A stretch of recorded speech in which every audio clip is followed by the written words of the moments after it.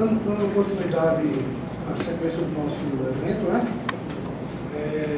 O professor Rogério Porto vai falar agora sobre a questão do Enem, né? Por enquanto, o professor de física do ensino médio. E aí eu queria dizer uma coisa. Agora é para torar. Professor Rogério Porto. Brincadeira, brincadeira. Exato.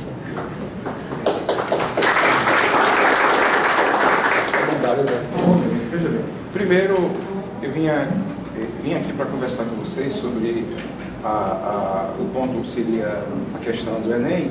Na verdade a ideia era, eu começava conversando um pouquinho com vocês e o palestrante seria o professor Ilhos, né? Entretanto teve problema de saúde, não pôde vir, então eu vou apresentar. Isso é mais uma conversa, tem alguns colegas aqui na sala que já ouviram bastante essa conversa que a gente tem. É a conversa de um professor velho e que não é pesquisador, portanto é uma intuição. Então não espere grande coisa, é uma intuição e alguém que está esse tempo todo ensinando, e eu tenho a impressão de que o pessoal da física tem algo a contribuir sobre esse exame que está tomando conta do Brasil inteiro e que aparentemente está tudo bem, e eu tenho a impressão que não está. Tem coisas que precisam ser modificadas, incluindo o ensino de física. Mas é só uma intuição, e eu queria até ajuda de todos, colocar suas opiniões, mas é algo que eu acho que é importante a gente conversar. Faz parte do nosso dia a dia, aí talvez ajude no nosso trabalho. Bom, um dos pontos que eu utilizei para fazer essa conversa com vocês foi esse documentozinho que eu distribuí, que ele está simplificado, da Sociedade Brasileira de Física. Ela, já há um certo tempo, também está preocupada com esse exame nacional, que ele está bem robusto, tomando conta do Brasil inteiro, e todos nós sabemos que um exame que tem a força que o Enem tem hoje, fatalmente ele influi bastante no que se vai ensinar de física, ou no ensino como um todo. Então a SBF é bem objetivo quando diz que, sendo um exame, ele com certeza vai orientar o ensino médio. Eu diria que ele vai quase que impor um determinado comportamento de ensino diretamente ao ensino médio, mas isso já vem, quem trabalha com escolas particulares, que é a nossa realidade, sabe que agora os diretores de escola, eles já querem pegar o Enem e descer, pelo jeito vai chegar na escola infantil, pelo jeito, né? Porque quando acontece isso, as escolas querem resultados, é um corre-corre para resultados impressionante. Não se preocupa com qualidade, se preocupa com resultados. Aí ficam escolas que discriminam alunos mais fracos, para ter escolas que criam todo tipo de número diferente para ter melhor resultado, botam a faca no pescoço do professor, não é? Para que o resultado fique cada vez melhor, não se preocupa com a qualidade, e sim com o resultado. Então a Sociedade Brasileira de Física chama a atenção para esse detalhe. Então nós, professores, eu tenho a impressão de que precisa conhecer um pouco o que está acontecendo com o Enem e o que é que o Enem verdadeiramente é. Bom, eu fiz o seguinte: primeiro, eu quero situar os colegas no que é o ensino médio, no que se pede do ensino médio e do que o Enem quer fazer. O ensino médio, no nosso país, pelo menos até hoje, não é, se considera como uma etapa final da educação básica, em cima desses três pilares: continuidade do estudo, enfrentar a vida cotidiana e a preparação para o mundo do trabalho. Então, quer que o estudante, no ensino médio, concluindo o ensino médio, ele tenha essa formação. Evidente que na nossa realidade de ensino privado, na nossa realidade, eu não conheço outra, os colegas de ensino público podem nos ajudar, basicamente a escola de ensino médio olha para cá. Continuidade dos estudos, ou seja, resultados na universidade. Então, os esforços são praticamente todos aqui. Então, eu dividi a minha conversa, esses três pontos de reflexão, num balanço geral do Enem, para a gente saber do que está conversando, analisar essa carta aberta que a CBF mandou para o INEP e ainda não teve resposta, e algo que eu acho que também é legal conversar, que é o que o Enem tem de positivo no ensino médio. E devem existir vários pontos que o Enem pode ajudar no ensino médio. Eu olho para um deles. O que o tipo de avaliação do ensino médio pode ajudar na aprendizagem? Eu tenho muito pouco tempo, então eu estou olhando só para esse pontinho. correto? Porque eu acho que ele é legal para a gente. Como eu não sou pesquisador, isso é tudo intuição, correto? Então vamos lá. Primeiro, dá uma olhada no balanço, para a gente ter ideia do que ele está falando, para a gente ter ideia do que é o Enem hoje no nosso país. É bom a gente conhecer os números. Eles passam, às vezes, despercebidos. Por exemplo, a imprensa até que bota, mas muito solto. Ela só intensifica o ranking, não é? O ranking intensifica. Mas os números como um todo, é bom a gente ter ideia do que é que a gente está falando. Primeiro, o tamanho dele, aqui é a nossa região. Depois do Sudeste, nós estamos com a maior quantidade de estudantes participando do Enem.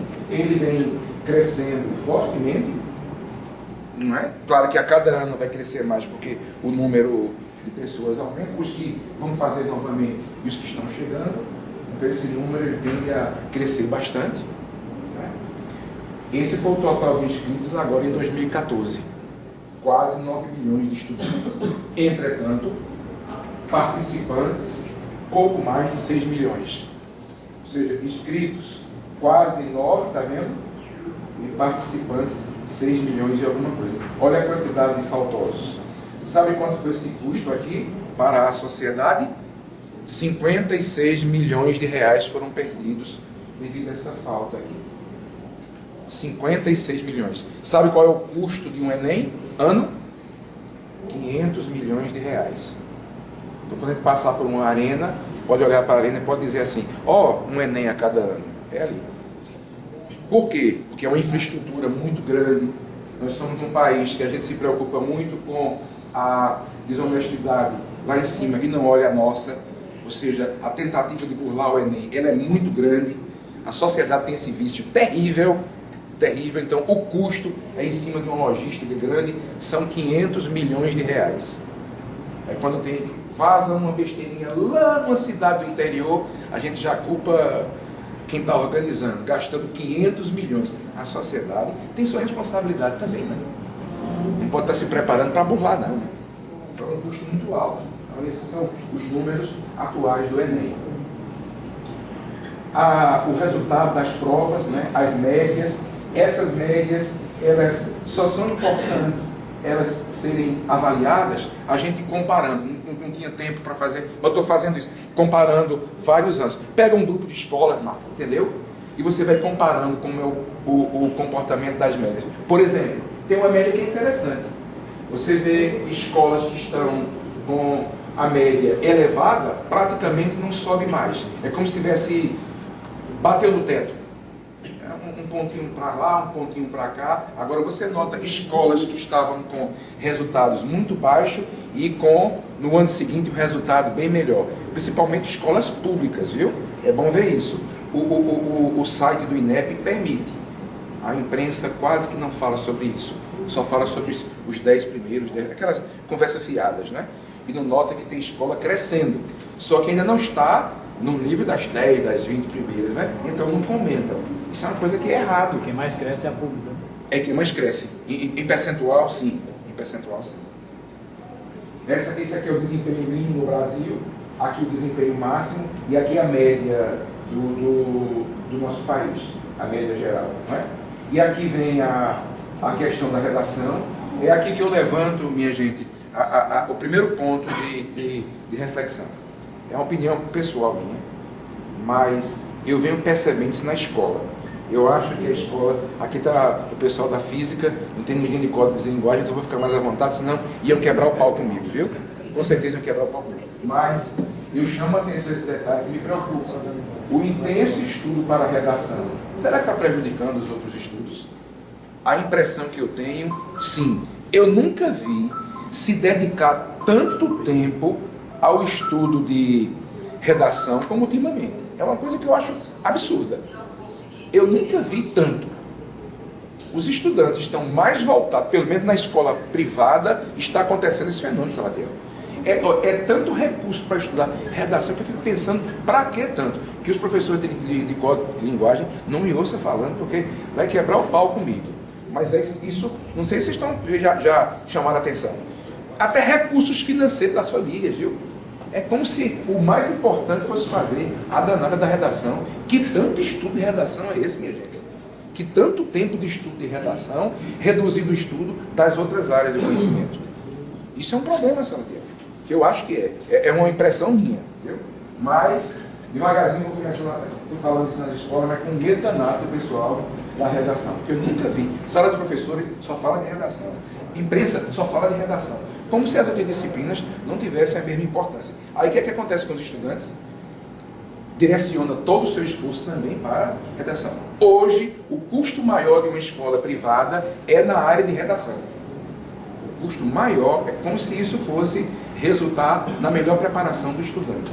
Eu acho que não. Então é um ponto que eu queria trazer para conversar com vocês. Aqui são os detalhes, né? Eu sempre converso com os professores dizendo, me parece estranho, porque o aluno bota o pé na escola, já é matemática e português. Matemática e português. Matemática é mais sofrido, né? Português.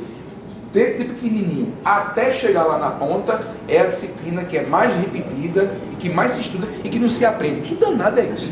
Eu não consigo entender. Meu filho não consegue aprender física, professor. E eu fico pensando, também, ó, só vai começar no primeiro ano quando quer. Às vezes chega no fim. Física tem esse tempinho para você aprender. E ninguém reclama de português. Começa desde pequenininho até o fim e continua estudando muito e não aprende. Que danado é isso? Eu realmente não consigo compreender. Não consigo compreender. Não consigo. O desempenho para o região é algo que diz respeito a gente. Não é que eu sou contra a questão da mobilidade. Não sou contra. Agora, ela ainda está prejudicando, inclusive, a nossa região. Não sou contra a mobilidade. Eu quero uma mobilidade agora em condições de igualdade. E, por enquanto, não está. Não é? Então, o desempenho por região, olha a nossa aqui, nós só conseguimos vencer para o norte. Entretanto, na mobilidade, quem mais entra é o sudeste. Correto? O número maior de estudantes que procuram a tal mobilidade. O SISU, o famoso SISU. Não é? Ora, eu fui procurar olhar direitinho as condições, além da mobilidade. Por exemplo, São Paulo não abre para o Brasil inteiro e é o estado que manda mais estudantes na mobilidade. A disputa não está correta. Não é? Mas eu fiz um levantamento que é interessante a gente observar. Aqui na parte de cima é o Nordeste, a nossa realidade. O estudante, quase sempre, não todos, começam a estudar em fevereiro e estão começando a parar em outubro. Outubro, já estou dizendo uma boa vontade, né? Porque tem escola que para em 30 de setembro, porque outubro é reservado para se preparar para o Enem. Então, a quantidade o tempo de estudo do estudante aqui no Nordeste, agora vejam do Sudeste, vai de fevereiro até dezembro. Aqui tem um recessozinho que é até menor que o nosso. O nosso, em muitos locais, na escola, é o mês inteiro, não é? Então, se você contar aqui a quantidade de tempo que o nordestino estuda e o do Sudeste, já vai ver que isso também pode fazer uma certa diferença, viu? Lá se estuda mais tempo. O aluno está mais tempo na escola do que aqui. O Rogério, essa realidade aí, parada é também assim no Ceará? O senhor tem algum levantamento, alguma ideia? Eu visitei o Ceará. O Ceará, ele tem uma diferença, eu não diria no tempo. Você olhando só o estado do Ceará, ele se destaca. Primeiro porque o Enem já é uma realidade muito mais antiga do que a nossa aqui em Pernambuco, mas também porque a sociedade cearense, ela leva a educação mais a sério do que a nossa. Eu não tenho dúvida quanto a isso. Há um rigor maior, pelo menos nas escolas do Ceará que eu visitei, a sociedade ela tem um interesse maior, ela exige mais dos seus filhos estudando do que a nossa aqui. Com certeza, né? E tem diferença. É mais competitiva. Foi, e a pronto. proposta dele é diferente. Pois é. O tipo de aula é diferente. Ele envolve o aluno nessa questão de aulas. O sistema integral lá já existe. Pois é. O aluno está na escola o dia todo. Tanto é que o número do Ceará você vai ver aí que é maior. nos resultados das Olimpíadas Brasileiras de Física, o estado do Ceará sempre teve um destaque a nível nacional. Sim. Então, sempre O Enem, 62 alunos foi de Ceará. Mais da metade. Por exemplo, algumas escolas se destacam mais nas Olimpíadas de Conhecimento, nas unidades. Por exemplo, a escola Arixá, e Faria Freitas, uma escola muito forte em Fortaleza. Elas buscam não somente o Nordeste, mas o Brasil inteiro. Quem são alunos, levam para lá. Ah, claro. Inclusive, às vezes, a família também do aluno. É claro. E o custeiro. É por causa do ranking. E aí, para que o aluno prepare-se para aquele aluno que já, Ali é o ranking. É o ranking. já tem potencial para que. O Arixá tem 3 razões sociais. Só apresenta um, mas tem 3. Só apresenta um. É o ranking. O GEL é exportação. Então esses são os números do desempenho por região. O desempenho por idade. Isso é um dado interessante para a gente ficar sabendo também, pessoal. Se a gente não olha, às vezes passa despercebido. Antigamente, eu lembro quando eu ia para as reuniões na UPE, a grande preocupação da direção da UPE na época era que a entrada dos estudantes na UPE eram alunos, a maioria já estava na faixa de 20 anos e mais de 20 anos, principalmente aquelas entradas mais fortes, quando não existia, quando o Enem não estava em jogo, não é? Então agora, se olhar com atenção, veja as médias por idade. Veja que entre 15 e 18 anos, portanto, os nossos concluintes, né? Aquele que está terminando o ensino médio, não é? Observe que agora, com a chegada do Enem, suas médias são maiores. Observe direitinho, não é? Isso é no Brasil inteiro, viu? Olha, as médias entre 15 e 18 só dá uma pequena diferença aqui na área de ciências humanas, viu? Acredito que é porque o estudante de 25 a 30 anos, talvez mais amadurecido, ele tenha maior mobilidade de trabalhar com os textos na área de ciências humanas. Pode ser que seja isso, mas a diferença é tão pequena, não é? Está percebendo? Então, os melhores rendimentos estão entre 15 e 18 anos de idade, que na verdade é o estudante concluinte do ano, não é? Então isso é um dado interessante, que é bom a gente avaliar. Eu não tenho ainda assim muita segurança de dizer o que é, mas é ponto para a gente estudar, porque faz parte do nosso, é o nosso estudante atual, não é? Então ele é quem está com o maior rendimento. Eu não tenho os números exclusivamente do Nordeste, eu não tenho, o INEP não disponibiliza. Mas são coisas que eu acho que é interessante a gente ficar sabendo. Não é só o ensino do conteúdo e físico, como comentaram aqui, a gente tem que estar metido no meio da educação. Saber como são os seus números, o que está acontecendo. Nós somos professores, né? Então a gente tem que participar. E eu acho que a nossa associação deve ter também pessoas voltadas para isso aí, porque isso as políticas públicas são todas em cima dos números. Então a gente tem que estar sabendo um pouquinho disso. Viu? Aqui são os concluintes. Pois não. A gente ali de 15 a 18 anos, especificamente ciências naturais, você tem ali 468, né? E os outros, como tem uma idade maior, então um pouquinho maior. Na verdade, esse número aqui, eu estou com a ligeira impressão que, como minha vista não é boa, eu devo ter digitado errado, viu? Ou troquei aqui, o 8 veio para cá. Não, é porque eu digito muito bonito. Aqui isso não foi copiado, era pegando os dados e digitando. Com certeza você colocou bem. Eu acho que é 486. Eu acho que é 486. Porque todos, só falha aqui. Eu acho que eu não digitei legal aqui, desculpa. Viu? Mas são todos maiores. Viu? Não. É a minha aqui, Aqui são os concluintes. Correto? Pronto, pessoal. Mais um dado que eu ando olhando muito isso. Mais um dado. Por exemplo, note que de 2013 a 2014 as médias vêm aumentando, tá vendo? Dá uma broncazinha aqui e aqui. Aqui eu fui perguntar a um colega professor de matemática se o motivo disso aqui, por que não teve crescimento. Ele me disse o seguinte: olha, Rogério, a impressão é essa. A prova de 2013 de matemática, 80% da prova foram os conteúdos do ensino fundamental. 80%. Aí eu fui verificar se ele estava com a média correta e fui procurar na revista do professor de matemática. Ele está correto. Em 2013, 80% da prova é conhecimento do ensino fundamental.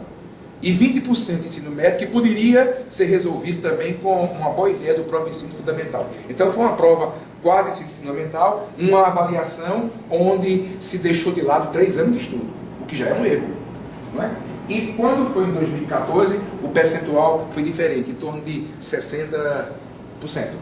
Então, provavelmente, com essa doença de só estudar para o exame, isso pode ter acontecido, né? Agora, aqui é a minha briga, minha gente, desculpa a minha briga, eu não consigo aguentar isso aqui. Se estuda cada vez mais e baixou. Os professores de português eles dizem assim, ninguém me convence disso. Não, é o tema que foi mais difícil. Então você não estuda não, velho. Basta o tema para dizer que cai o aprendizado. Eu ouvi falar alguma coisa em 2013 que o próprio MEC teve um problema sério quanto às correções do Enem, quanto aos avaliadores, pode ser 2013, isso saiu até em reportagens nacionais, que deram notas altíssimas, 10, para redações totalmente fora do tema, com história, etc. Aí o MEC, ele caiu, foi mais rigoroso nesse processo. Pode ser, professor. Em 2014. Pode ser, é verdade. É verdade. Mas esses são os números que nós temos aí, mostrando essa leve queda matemática e redação. Pois não. Esse me preocupa a formação dele, porque geralmente a redação passa com mais de uma pessoa. A redação passa com mais de uma pessoa. Eu tenho uma colega que ela faz parte, e seria então os dois erraram, é brincadeira. Tem professor que diz para mim que é o contrário, que aqui, esse ano de 2014, eles foram mais, como é que eu digo? Mais suaves. Então era para ter aumentado mais, né? E não baixaram. Se a bronca foi em 2013, era para 2014, tá? Né? Tem uma broncazinha aí, pessoal. Ninguém está querendo encarar esse troço aí, mas tem uma bronca aí. Tem uma bronca nessa história. Na internet tem pessoas que se dedicam a esse estudo achando que a redação deveria sair do Enem. No lugar de estar ajudando, vai estar prejudicando. Porque receita e mais receitas agora. Bom, é uma bronca, mas é bom a gente ficar sabendo. Não é da física, mas é da formação. Acho que é interessante a gente estar sabendo. A participação do nosso Estado aqui. É a primeira vez, né? Então já existem alguns números. Esses números são os primeiros ainda, viu? Tem sempre outra lista, eu só tive acesso ao primeiro. Pronto. Aqui, na ordem, eu escrevi errado, viu? Residência aqui. Na ordem, estudantes que participaram do SISU, na ordem, viu? Aí você tem Minas, São Paulo, mas Minas com mais alunos do que São Paulo, lembra que Minas participa do SISU. Então, é provável que tenha mais alunos, né? O nosso estado entrou com 176.771 estudantes participantes do SISU, ou seja, se espalhou na escolha do SISU pelo Brasil. Aqui é o local de residência deles. Aqui você tem a escolha, o estudante que escolheu a universidade, o Instituto de Ensino Superior. Na ordem, olha aí, está vendo o Ceará? Então, nessa primeira chamada, não é? No Brasil, a quantidade de estudantes que procurou mais foi a Universidade Federal do Ceará, tá vendo? São estudantes daqui que optaram. Não, Brasil. O que entrou no SISU, o que entrou no programa do SISU. Aí espalha, né? Se a gente comparar, olha para cá, para esse número que escolheu o Ceará e olha o número do Ceará, tá vendo? Se a gente acha que todo mundo do Ceará quis disputar no Ceará, ainda temos cerca de 5 mil, não é? Que não é do Ceará e foi para lá. Se esses números forem absolutos, não é? Do nosso estado, 177.235, esses foram os que escolheram a disputa na Universidade Federal de Pernambuco. Compare com o número de Pernambuco. Né? Aqui é o número de vagas. Note que o nosso estado é o mais que ofereceu o maior número de vagas, né? Para o Brasil. Mas esse não apresenta a professor faculdades? Aqui é a Universidade Federal de Pernambuco. Eu sei, mas qual a escola? Qual a faculdade? Não. Aqui é o número total. Não, eu sei, mas no tabela. Eu botei um mapa aqui. Botei. Foi o que eu consegui, viu, Marcos? Aqui você tem um mapa. Olha, deixa eu entender. Essa primeira tabela. Essa aqui, isso, o número de pernambucanos que participou do SISU, que se espalhou pelo Brasil. Aqui, o número de pessoas no Brasil que escolheram a federal. Entendeu? Aqui é na Universidade Federal. O número de estudantes que não moram em Pernambuco e escolheram a Universidade Federal, 11,42% do número de vagas, está vendo? 11,42% disso aqui estão na Universidade Federal de Pernambuco. Primeira chamada. As outras eu não tive acesso. Eu procurei. Aí o reitor disse, tá vendo que a preocupação não teve preocupação, o percentual foi muito baixo, 88,58% são pernambucanos. De fora, só 11,42%. Espera aí, reitor, onde é que estão esses 11,42%? Não diga assim, não, tem que olhar o montante, né? Ninguém vai sair de São Paulo para fazer uma então, espera aí, reitor, onde é que estão esses 11%? Vamos dar uma olhadinha como é a manutenção, não é? Ó, São Paulo manda 225. A maior parte é de medicina, viu? Hoje, já entrando na universidade, na federal, aqui, em Caruaru não, aqui tem mais estudante de fora do que pernambucano. Então é bom explicar direitinho, para que não ficar com essa, né? Olhar direitinho para a gente entender os números, né? Na verdade, Caruaru, por que é diferente? Porque Caruaru tem um tal dos 10%. E quem tem o ensino médio no Agreste ganha 10% na nota. E isso fez o número de pernambucanos ficar um pouco maior do que os de outros estados. Mas por causa dos 10%. Então é bom que ele diga direitinho para a gente ficar sabendo, né? Não ficar escondendo os resultados. Esse é o mapa, cada estado que mandou para Pernambuco. É um número também interessante para a gente analisar. É importante para a gente entender o que é. E quando for se posicionar, saber os números, o que está acontecendo, né? Ele fala sobre a famosa mobilidade e tem que olhar com atenção. Pernambuco ofereceu ao Brasil só na Universidade Federal. Para o ano entra metade da Universidade Estadual, não é? Não é? Metade da UPE vai agora para o SISU no próximo ano. Portanto, Pernambuco está oferecendo uma boa quantidade de vagas para o Brasil. Era bom que todos os estados fizessem isso. Aí, vou passar para o segundo ponto, que é a questão da carta aberta ao INEP, feita pela Sociedade Brasileira de Física, a nossa sociedade, né? A nossa sociedade maior. Estamos fazendo uma aqui agora, né? Essa é a nossa sociedade maior.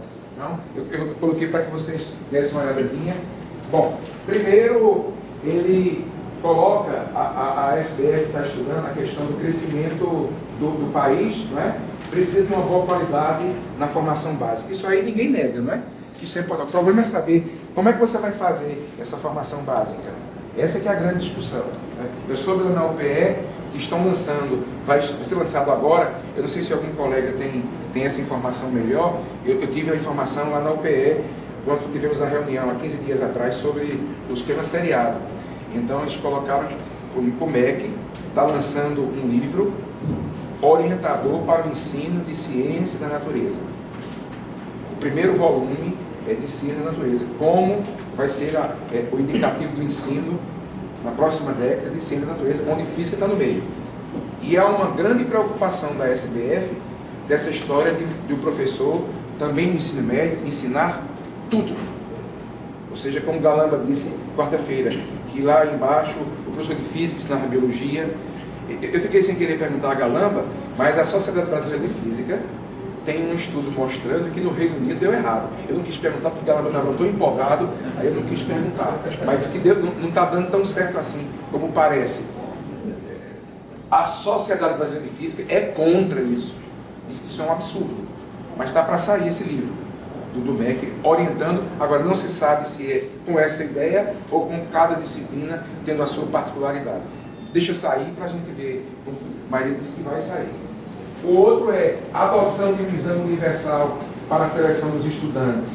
Eles olham isso com muita preocupação, porque fatalmente esse exame interfere na qualidade do ensino, por exemplo, o nosso, da física, ele interfere, né? Tem coisas boas, mas tem coisas que não são boas, a gente tem que estar atento a isso, não é? A existência de estratégias que avaliam o ensino fundamental e médio, que é o Enem, é importante para balizar o planejamento, portanto tem que ser uma avaliação que realmente ela seja precisa, ela é muito cara, a sociedade paga caro por ela, não paga? Ela é quase que solitária, sozinha hoje, então ela tem que ser perfeita, não pode apresentar erros, não quer ser sozinha, não quer comandar tudo sozinho, então ela tem que ser perfeita, minha gente. Ela não divide a responsabilidade, o Enem não quer dividir a responsabilidade com mais ninguém na avaliação, não é verdade? Não está sozinho? Não é ele o único ponto? Então tem que ser perfeito, não pode ter defeito. Não, mas peraí, um defeitozinho ali, pode não, não quer ser sozinho? Então assuma a responsabilidade, não é? E a adoção desse exame como uma das formas de seleção do estudante é uma estratégia que tem seus aspectos interessantes e tentando aí tem que ser implementado com uma certa prudência. Eu acho que a UPE foi prudente. Rio Grande do Sul foi mais ainda. Colocou no SISU 30%. Qual é o grande problema? O grande problema que eu vejo nisso, eu acho que a SBF não foi feliz nesse ponto, não tem que ter prudência, não é questão de prudência não. É porque se você faz uma parte das vagas com um exame e outra parte com outro exame completamente diferente, então a pergunta é, quem é o estudante que você quer ali? Quem é que você quer? Totalmente diferente. Pega o exame Enem e pega o exame SSA. São parecidos. É Deus e Zé Buchuto. Um deles está errado. E como é que você usa os dois ao mesmo tempo? Então isso é política ou é por eficiência na escolha e na educação? É preciso dizer isso, não é? É preciso dizer isso. E isso está correto. São duas coisas diferentes. Então, essa prudência tem que ser bem avaliada. Rogério, deixa eu dar um dano. Não sei se está aprendendo que o médico está com um estudo que chama-se médico. Está sabendo disso ou não? Ele está tentando reformular o ensino médio. Eu só vi mesmo o documento de discussão do Congresso. Mais nada. Já vem há um tempo, mais de ano, com professores. Agora, assim, eu posso até disponibilizar para o pessoal, que está no site, com todos os cadernos. Mas são coisas que não tem como essa sua preocupação. Pois é. Muito equivocado, muito equivocado mesmo. Inclusive, o modelo de estudo que ele está trazendo para o grupo. Vou botar no site. Pode, seria bom. Pois não. Uma sugestão, que você pudesse disponibilizar ou integral ou parte aí, o material, porque algumas pessoas não querem utilizar esse Claro, já do e-mail lá, do e-mail desse e-mail aí, que aí tudo tá certo, tá certo. Com certos erros, né? Aí a gente vai. Bom, a outra preocupação que o documento lá da Sociedade Brasileira de Física colocou é se isso que a gente está ouvindo falar constantemente, que já chegou nas escolas, que chegou nos parâmetros curriculares, que hoje é o comentário comum nas escolas, com os pedagogos, né? Será que essa ideia que está se utilizando no Enem, e também em parte dos parâmetros curriculares, será que está alicerçado numa teoria educacional que tenha sido testada com sucesso em algum contexto ou em algum país do mundo? Ou seja, essa filosofia das competências e habilidades, ela está alicerçada, ela está apoiada em algo já testado e bem amadurecido? Eu confesso para os colegas que eu pensava que estava. Era pensamento meu. Porque toda palestra que eu ia, que o pedagogo ia conversar, parece que aquilo realmente veio do céu, prontinho para dar certo, ou já tinha sido testado. Eu nunca tinha tido o olhar contrário, nunca tinha tido. Então, para mim, ou seja, se avaliar os conhecimentos e as habilidades incorretamente, isso pode dar uma bronca mais na frente. Ou seja, se essa filosofia que foi difundida no Brasil inteiro, desde 1998, quando começou o Enem e os parâmetros curriculares que eu ouço falar em habilidades e competências. Né? A pergunta é, está alicerçado em algo que já teve experiência em alguma parte do mundo? Então eu fiquei sabendo que não está. Então a gente é o primeiro. Se é o primeiro, vamos ter cuidado, minha gente. Um pouco de cuidado. Não é? Já tem um artigo, eu não sei se você está STF, na escola, falando sobre esse pessoal que escreveu sobre isso, que não tem nada a ver com as ideias do Fernando. Mas o pior de tudo, viu, Marcos? Aí, por coincidência, eu estava numa livraria e tive acesso ao livro do professor Nuno Crato. Ele é um matemático português. Esse livrinho aqui, fininho, uma maravilha esse livro, viu? Alguns colegas aqui já conversei sobre ele, né? Já li esse livro 3 vezes. Cada vez que eu leio, eu aprendo mais. Nuno Crato, ele é um matemático, um pedagogo matemático, foi, não sei se ainda é, ministro da Educação de Portugal, não sei se ainda é. E a minha grande surpresa no livro, primeiro, é a vasta bibliografia que ele utilizou. É um homem respeitado na Europa, é um homem respeitado no mundo inteiro. É um cara que tem uma bagagem grande e ele coloca coisas que me impressionaram e me chamaram a atenção. Primeiro, ele colocou lá, esse documento do Pirredor, nunca eu vi isso. É certo que uma escola orientada para o desenvolvimento de competências preparará menos os futuros matemáticos, químicos, historiadores, filósofos, por aí afora vai. Alguém já ouviu falar nisso, quando fala sobre habilidades e competências? Que o próprio diz que vai formar. Nunca ninguém me disse isso, não. Eu não sabia disso, eu pessoalmente. Pois não, né? Assim, eu tive a oportunidade de pagar uma disciplina lá no Centro de Educação lá da Federal, com o professor José Batista Neto. E teve uma discussão a respeito do trabalho que terminou. E uma das coisas que foi mostrada nessa discussão é a quantidade de críticas que a teoria do Pirredor recebeu na França. Pois é. Sobretudo do ponto de vista estrutural. Do ponto de vista de como é que você vai fazer o aluno progredir se ele não conseguir evoluir uma determinada competência ou habilidade. O que fazer com esse aluno que não conseguiu evoluir? Então, assim, do ponto de vista, Pirredor até propõe, né? Chegou em algum momento em que ele é até bastante ríspido na colocação dele em relação a essa estrutura que seria o trabalho dele. Mas o que me parece também não foi testado na Fundação da USP. Não foi. Eu assisti uma palestra dele e teve essa pergunta e ele foi muito firme no que disse. Isso aí ele foi. Eu defendo a ideia de que é melhor ensinar as regras de trânsito na escola do que um pouco mais de matemática. Ele foi preciso. Só que as pessoas que estão adotando essa filosofia não comentam isso. É como se isso aí fosse a decisão. Nós estamos com uma decisão que vai trazer os resultados mais na frente. E não vai poder consertar, não, se tiver alguma coisa errada. Não vai poder consertar, não. Vai ter que começar tudo de novo. Porque a gente mede resultados em educação, a gente mede em décadas. Não mede de um ano para outro, não, viu? O cuidado todo é esse. E específico em física. Ou seja, a versão atual da teoria das competências foi importada do mundo da gestão empresarial, onde teve alguma popularidade na década de 90. E aí, Guilherme? Correto? Não é? Ora, olhando para o nosso lado do ensino de física, para raciocinar criticamente sobre um assunto, é preciso começar por conhecê-lo.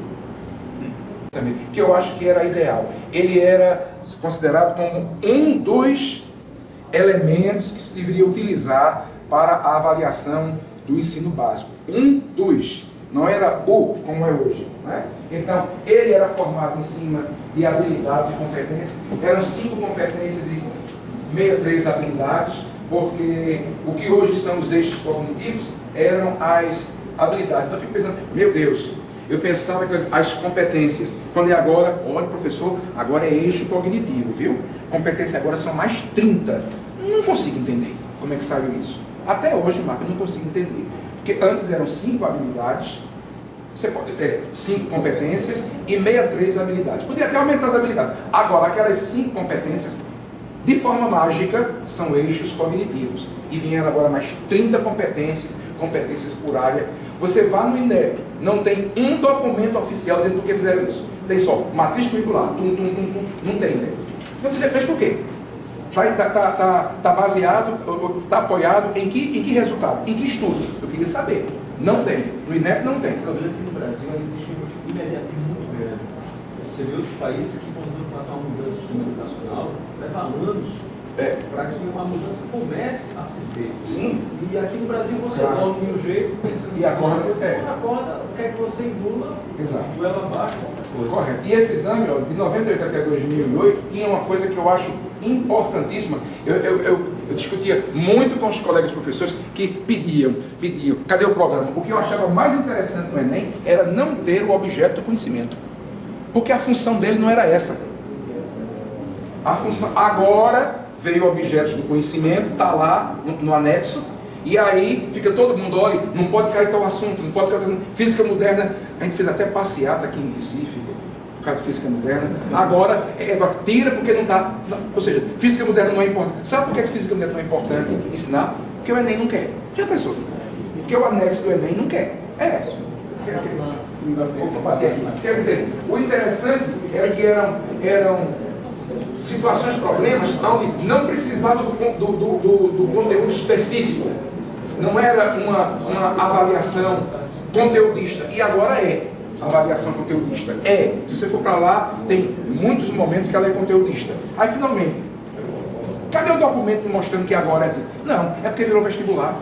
E isso é uma coisa que a gente tem que olhar com bastante atenção. Por exemplo, essa foi do meu ano.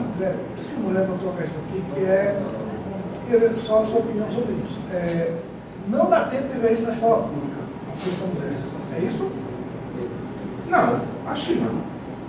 Eu acho que colocaram lá porque o anexo foi assim: lançaram a matriz curricular. Matriz curricular, correto? E faltou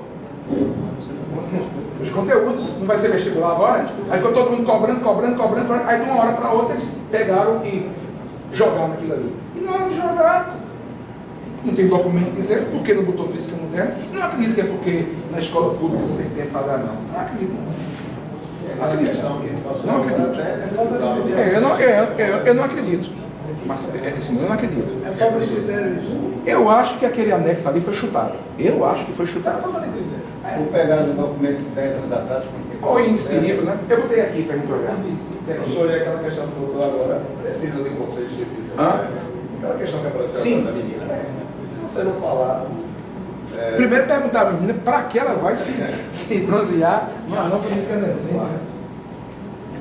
Aqui, pronto, essas eram as questões anteriores. Você veja que não havia... Está em cima da filosofia do que era o Enem, de analisar percentual de otimização no carro. Nós recebíamos o relatório com que competência o examinador quis colocar na questão, qual foi a habilidade que ele escolheu, porque existe uma forma de você preparar o item, você tem que encaixar o item em habilidades e competências, hoje também em eixos cognitivos. Aparecia o resultado nacional, por exemplo, essa questão aqui, lá em 2000, 45% eles acertaram a letra A.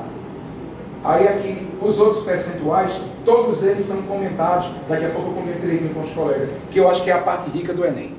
É quando a gente comenta os erros. Eu acho que é importante isso, né? Eu estou convencido que isso ajuda muito a gente.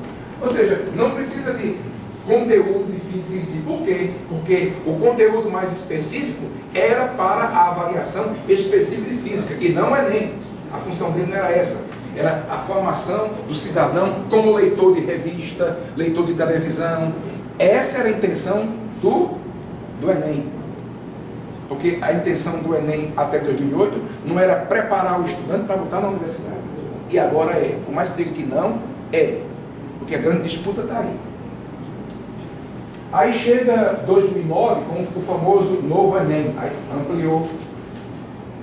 Não é? Agora são 5 eixos cognitivos. O que antes eram as 5 habilidades, agora são eixos cognitivos. Mudou o nome. Agora são 30 competências, 120 habilidades. Eu estudo essas habilidades quase que constantemente. Eu nunca vi tanta habilidade necessária na minha vida. Mas tem 120 lá. Eles vão estar logo 150, 180, porque não tem tantos ali que não tem nem. E os objetos do conhecimento que é o conteúdo, o famoso conteúdo, ou seja, o índice do vírus. É aqui.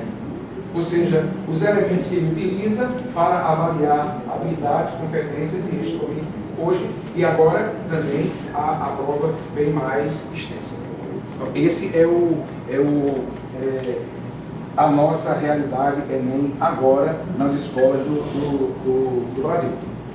Aí vem o outro detalhe que nos chama a atenção. As provas são constituídas por questões bem formuladas, avaliando de maneira adequada os conhecimentos e as habilidades pretendidas. É também outra pergunta que a Sociedade Brasileira de Física ela está fazendo para a gente. Muitas são as questões que poderiam ser levantadas com relação ao Enem, mas duas dizem respeito diretamente à física e aos físicos. Qualidade das questões e a abrangência da prova. Essa é uma questão do Enem, correto? De 2012. Ele cria uma situação física onde tem um trem, uma locomotiva, que vai partir da estação e vai para outra estação. No texto, ele diz que o tempo de viagem está dividido em 3 partes. Um terço e um terço. Na primeira parte acelera, na segunda parte a velocidade é constante, na terceira parte desacelera e para. O texto diz isso, correto? E põe como resposta a letra C. Vocês devem ter passado por isso. Os sites, todo mundo, eu não vi ninguém fazendo crítica sobre essa questão. Entretanto, vamos olhar para a letra C, que é a resposta. Olhe um terço do acelerado. Olhe um terço do uniforme. Agora, veja a terrível figura de um terço final. Era para ser igual a esse, só que desacelerado. Então, o gráfico, ele é inconsistente. O gráfico é inconsistente. Não é assim, né? É porque se é o mesmo trem, se ele gasta um terço para acelerar e vai gastar também um terço para desacelerar, isso aqui tem que ser igual a isso aqui, só um marcado. Um S, né? Um S. Ou seja, está inconsistente. Tirando a reta. Quantos e quantos alunos, mas não perguntam por isso, né? Não entendem. E, não, mas a resposta do Enem está ali. É errado. Ele errou. O gráfico está errado. Isso aqui é inconsistente. Está errado. Pois é. Não encaixa com o que está lá. Aí a pergunta é, cadê o relatório para a gente saber percentual de acertos? O que o examinador chamou de distrator, de 2009 para cá, não tem relatório? Rogério, me preocupa muito essa questão do distrator. Pessoal, é o seguinte, em 2012, na nossa escola, eu puxei para mim a questão da Olimpíada de Física. Pedi que todos os professores que aplicassem a prova me dessem as provas com os respectivos gabaritos. Nenhum aluno respondeu nenhuma questão. Repetindo, nenhum aluno respondeu nenhuma questão. Todos chutaram. Como é que eu vou discutir o estatuto? Como? Quer dizer, se você elabora, você erra por algum motivo, tudo bem, mas você fez o cálculo e errou.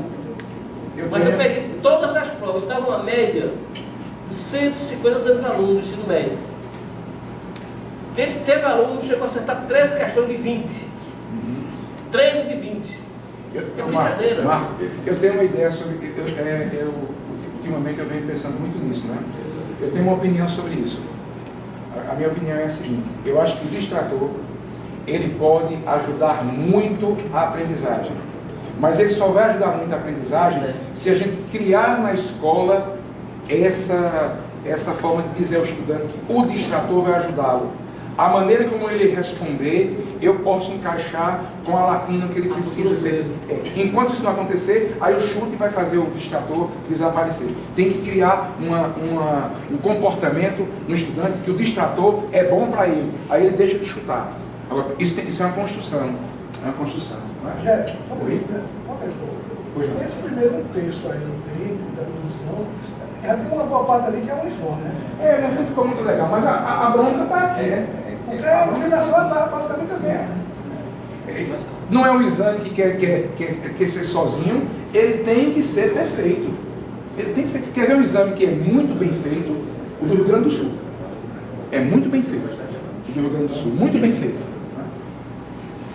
Aqui é o de 2013. Esse aqui foi terrível, né? Até hoje é o da garrafa, onde bota inclusive a figura. Aí o professor Fernando Lange teve o cuidado de pegar, mostrar aqui a figura e fazer o experimento. Essa é a resposta que ele dá na questão. Vocês podem olhar depois para lá, né? Vocês devem conhecer, né? Resposta confirmada por todos os sites que eu pesquisei, todos, do Brasil inteiro, até YouTube de professor resolvendo a questão. E pelo INEP, aí o professor teve o cuidado de fazer o experimento. Não é isso aqui. Então, só se isso aqui é feito no outro canto do mundo, porque fora da Terra, porque não é assim. Ó, o lançamento, o alcance maior é no meio. E se você fizer mais de um furozinho, mesmo com a tampa fechada, sai água. Ele diz no texto que não sai. Eu fiz em casa, eu vou fazer para esse cara. É assim mesmo. Se fizer um furozinho só, com a tampa fechada, não sai. A pressão atmosférica, né? Mas se fizer mais de um furo, sai. A partir de 2, Lessa, já está saindo. Então está errada. Aí a pergunta é, fizeram o que com essa questão? Como é que foi o resultado? A gente não sabe. Então é algo que precisa ser observado com atenção. Faz parte da nossa vida, né? De professor. Essa foi a deste ano. Essa é bem interessante, pessoal. Não é que ela é um pouquinho complicada. Eu achei a questão mais difícil da prova.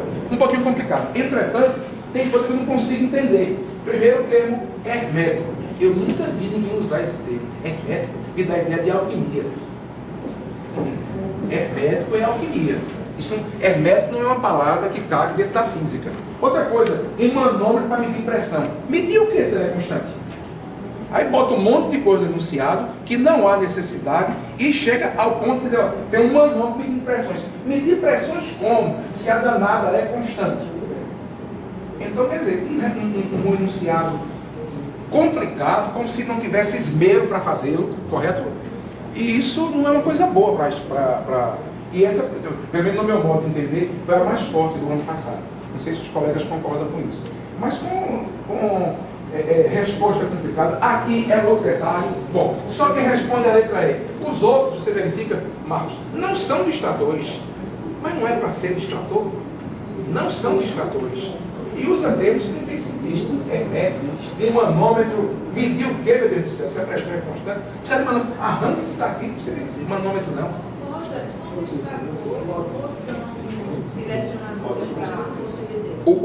A proposta do Enem é que sejam distratores. Distratores no sentido de você desviar o foco ou não, possível possibilidade de erros. Ou seja, dando a ideia de que, como é que eu posso ajudá-lo? Ele analisou aquela situação, um problema, e seguiu um caminho. Esse caminho ele encontrou no distrator. Porque se ele não encontrar, ele pode... Que a ideia é assim, é mais ou menos o que eu penso, sabe? Eu não sei se isso é legal. O estudante lê o enunciado da questão e começa a resolver. Cria um raciocínio físico e resolve. Letra B, aí letra B, põe na letra B. Se não encontrasse aquilo ali, ele ia ficar tentando, ou então desistia e colocava no chute. A ideia é pegar o raciocínio dele. Para que com isso, na escola, a gente trabalhe aquilo ali. A ideia é essa. Eu trabalhei com uma elaboração de itens, mas para matemática, né? Uhum. E a gente via que quando a gente fazia esse item, o item seria uma questão, né? Sei. Nossa SAEP, no caso do Pernambuco. Aí a gente trabalhava e a gente tinha que justificar Isso. cada letra. Isso. É assim, o Enem é assim. Aqui você tem a abrangência da prova. Eu peguei os 3 últimos anos, porque é quando eu achei que está vendo as mudanças na forma como o Enem está chegando. Né? Pronto, aqui a distribuição, mais ou menos como eu fiz rapidamente. Viu? Olha direitinho, ó. Que critério é esse? Eu percebi um detalhe. Sabe por que isso tende a crescer? Porque tem ondas como objeto do conhecimento e tem ondas como uma das habilidades. Então, ondas é algo que eu tenho certeza que sempre vai aparecer. Além de ser conteúdo, é também uma das habilidades na área de ciência e natureza. Não, essa foi a abrangência da prova.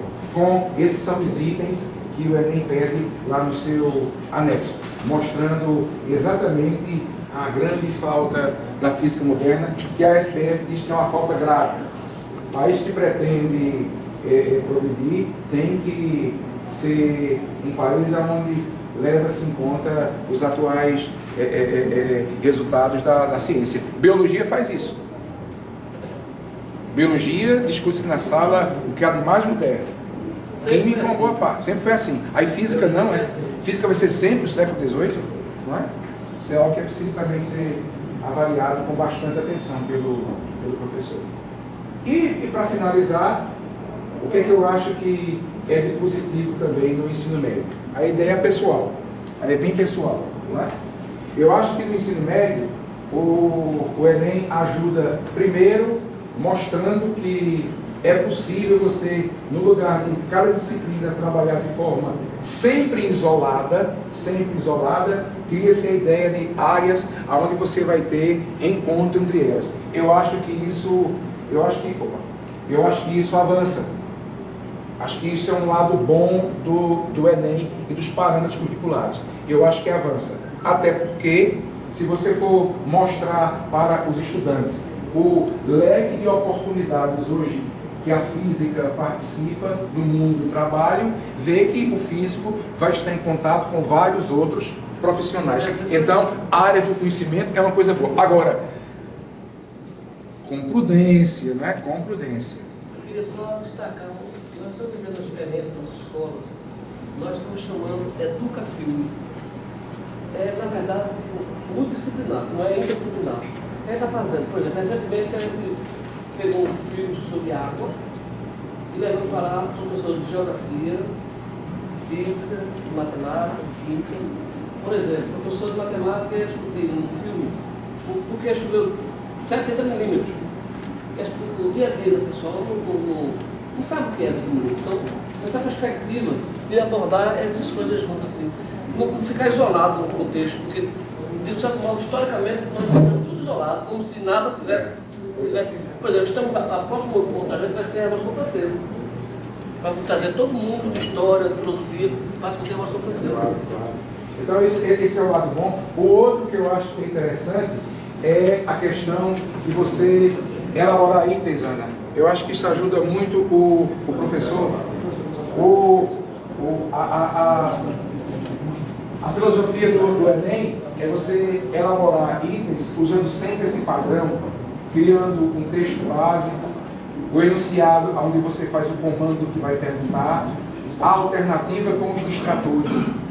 Aí é uma opinião pessoal. Eu acho que isso pode ajudar muito na questão da aprendizagem, desde que você faça com que o estudante compreenda que isso é para a aprendizagem dele. Ou seja, eu aprendi isso aqui nesse livro, exatamente trabalhar com os distratores. Eu gostei muito desse livro, Aprender com os Erros. É de um educador espanhol, onde ele mostra que você pode utilizar o erro. Eu estou chamando ali o distrator, que é onde eu posso identificar problemas.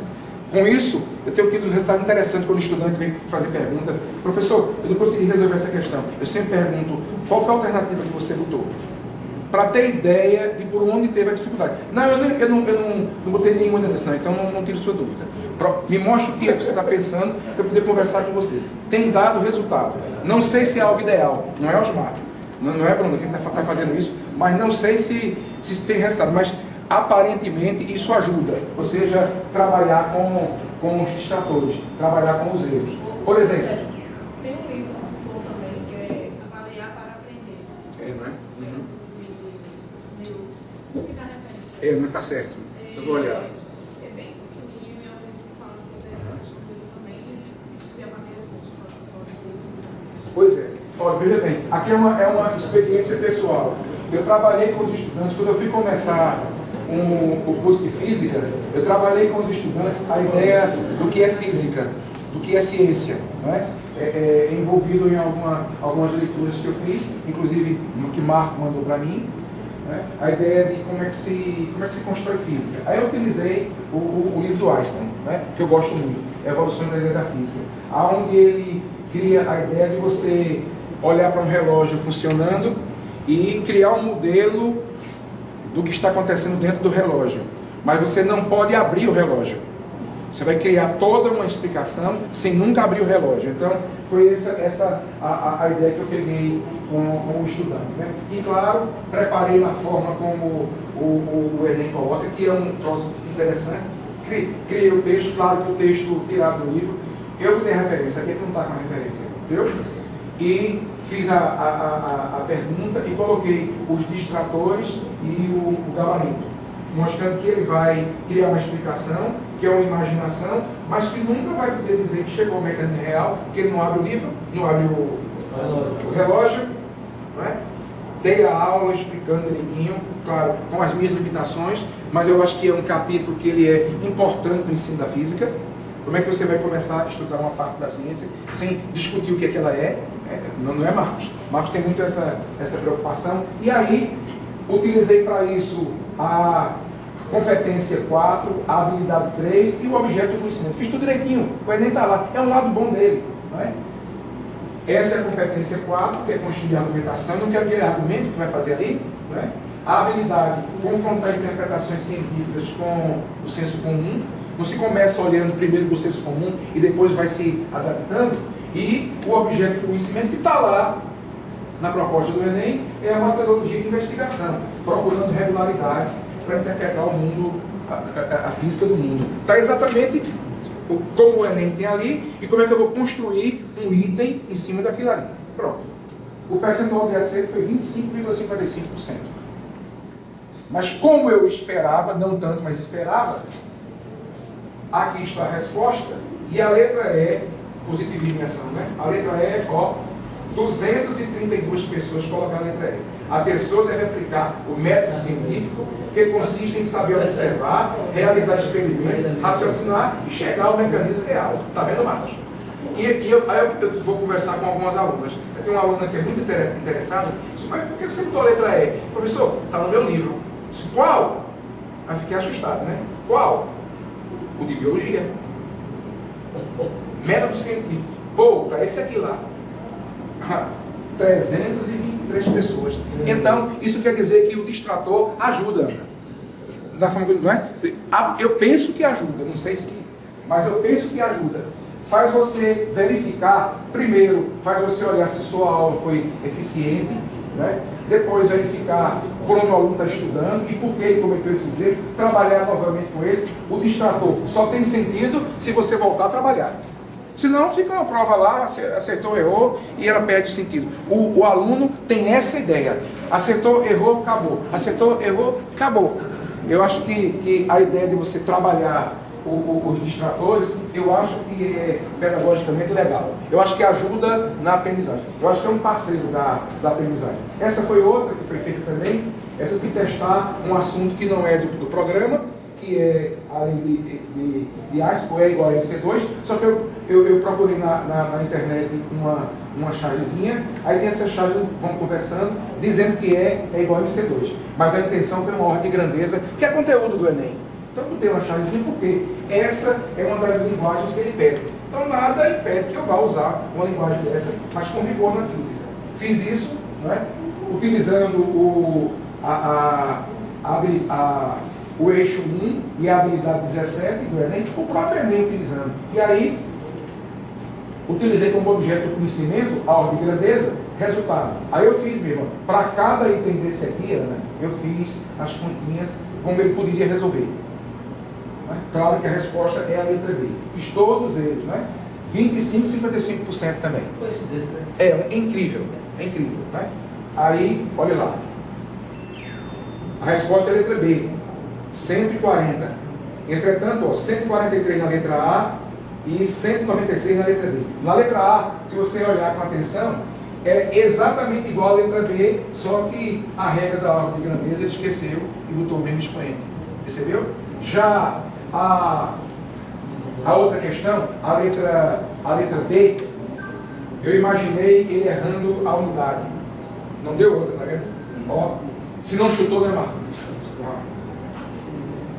Então é algo que eu acho que ajuda o professor a trabalhar. Então o Enem tem esse lado bom. a maneira de fazer livro, nem ele obedece a orientação dele, não é? Mas eu acho que ajuda na preparação do estudo, na questão da aprendizagem. Eu sou um defensor de que a boa avaliação, ela ajuda. Agora, avaliar por avaliar não é avaliação, é prova, isso não ajuda. Mas eu acho que você trabalhar bem a avaliação. Hoje eu tenho uma certa, diria assim, sou otimista em dizer que isso pode nos ajudar. Os números que a gente está fazendo esse ano, e Dino, Bruno faz, Osmar faz também, a gente está trabalhando nisso e tem dado bons resultados. Acredito que pode ajudar. Não é o ideal, mas pode ajudar. E por último, né, o que eu acho que tem ajudado muito, é uma questão bem pessoal, é a questão das aulas serem sempre aulas terminais. Eu estou com a impressão de que isso ajuda um pouquinho. Ou seja, dizer ao estudante que aquela aula ela é sempre terminal, ela tem começo, meio e fim. Nunca fica nada para depois. Porque dá a ideia ao estudante, isso aqui não é ideia minha, foi um pouquinho de conversas com Arthur Galamba, lá da Inglaterra, né? A ideia de que o aluno ter consciência de que aquela aula ela vai ter um ponto final para a aprendizagem dele. Ele ter consciência que vai acontecer isso. E, claro que ela, para passar por esse processo, tem os caminhos tradicionais da gente, né?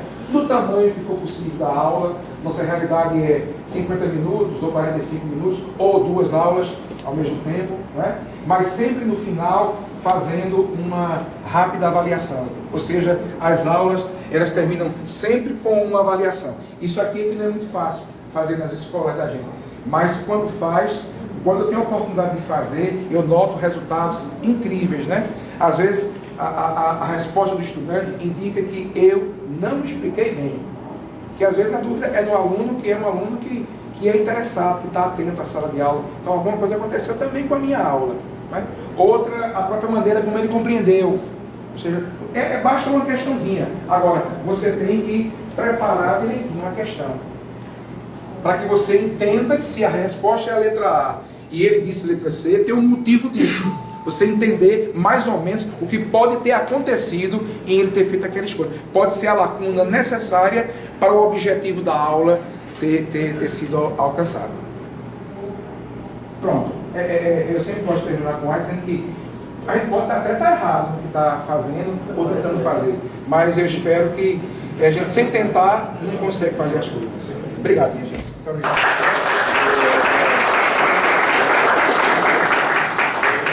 Pessoal, a gente dá um pouquinho do horário do almoço, porque senão os outros grupos vão chegar, aí aquele inicial. Então, se alguém tem alguma coisa antes do almoço, eu gostaria de... A minha pergunta é um pouco rápida. Professor Rogério, na verdade são 2 perguntas, uma para o senhor e outra para quem for professor universitário. Primeiro que assim, eu sempre ouvi falar assim, dos professores um pouco mais experientes, não vou dizer velhos, em que o estudante de hoje em dia não quer nada. Eu escuto muito isso. Isso é uma coisa até que me deixa um pouco preocupado. Na minha época de ensino médio, por exemplo, minha turma do terceiro ano de exatas era uma turma muito boa. Aqui do professor Zé Maciel, que não me nega isso. Mas o professor Roberto Lessa também, que foi o professor. Enfim, era uma turma muito boa e eu já ouvia isso. Eu não tinha mais nada que eu estava aí. Como eu acho que erroneamente a gente avalia muito o estudante pela nota que ele tira, a minha pergunta para o senhor é assim: o senhor acha que o modelo de prova hoje, baseado no estilo do Enem, é mais eficiente do que as provas do passado? Aquela coisa um pouco mais seca, até, por exemplo, muitos pais dizem assim: eu odeio física porque era muita fórmula, muita decoreba, né? E a segunda pergunta é mais para o pessoal realmente que trabalha nas universidades. Hoje, o Enem já tem um certo tempo, né? E tem essa coisa meio robusta. Eu queria saber assim, qual é o nível do estudante que está entrando hoje na universidade, por exemplo, fazendo um curso de engenharia, fazendo um curso de matemática, um curso de física, saber como é que está sendo essa realidade desses estudantes que estão entrando hoje.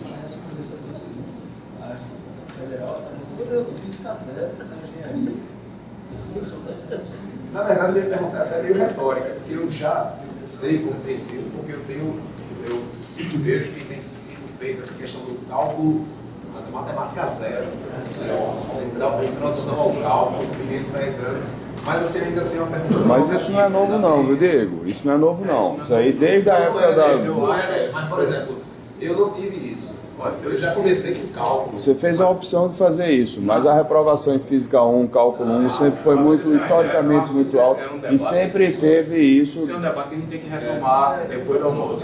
Só para fazer isso. Mas a avaliação eu gostaria de ouvir. A avaliação eu gostaria de ouvir. A gente, até na época, quando eu era estudante de graduação, surgiu o negócio lá do pré-acadêmico, né? Com essa preocupação dos estudantes que vêm para fazer física.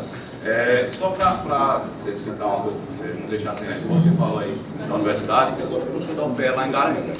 Lá tem um curso de matemática e curso de computação. A gente tem um problema com um cara, com o pessoal que chega, porque teve uma época aí que teve 7 replanejamentos. O cara chega no meio do período, já fez a primeira prova, já está fazendo a segunda prova, né? Então você tem que fazer um milagre. Bom, beleza. E, obviamente, grosseiramente falando, o cara chega sem saber de nada. Talvez por conta do que até Gilberto tinha colocado, tem um cara que tem tendência para física, para engenharia, para as exatas, ele, por conta do Enem, ele termina não passando, e é mais fácil você colocar um cara que é mais da área de linguagens, né, num curso de engenharia, do que um cara que gosta de matemática e gosta de física, porque o peso é 70% da prova. Então o cara pode ser bom em matemática, e ele não passa em matemática, por exemplo. E um cara que não gosta de matemática, mas é bom em redação, ele passa em qualquer engenharia. Parece que tem um pessoal que quer tirar uma foto, que a gente vai voltar de tarde. Tirar uma foto agora.